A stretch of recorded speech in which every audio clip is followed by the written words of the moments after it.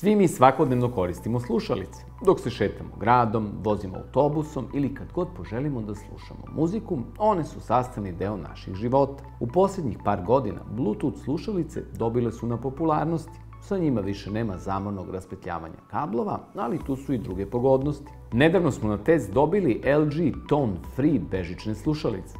Jedna studija otkrila je da na slušalicima ima 2700 puta više bakterija nego na kuhinskoj dasci za rezanje. Ti problemi obično se rešavaju dezinfikovanjem slušalica alkoholom ili hidrogenom. Kada su LG Tone Free slušalice u pitanju, ništa od ovog nije neophodno. One dolaze sa UV nanofutrolom, koja je istovremeno i punjač i sterilizator. Ona eliminiše čak 99,9% bakterija sa mrežice. UV LED svetlo aktivira se kada je futrola zatvorena sa slušalicama unutra i na taj način ih čisti. Često se postavlja pitanje koliko su bežične slušalice dugotrajne, koliko muzike se može slušati pre nego što se isprazne. Sa LG Tone Free slušalicama možete se uzdati u jačinu baterije. Kada su maksimalno pune, oni se mogu koristiti 6 sati, a UV nanofutrola omogućava dodatnih 12 sati upotrebe, što znači ukupno 18 sati slušanja muzike.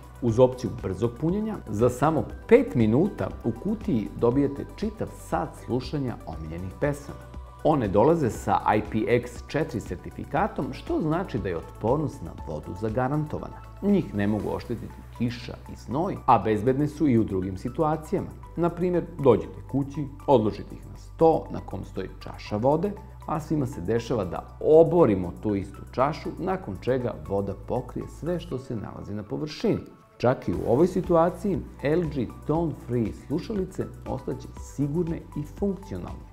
Ipak, UV nanofutrola koja dolazi uz njih nije vodootporna, te bi je trebalo paziti.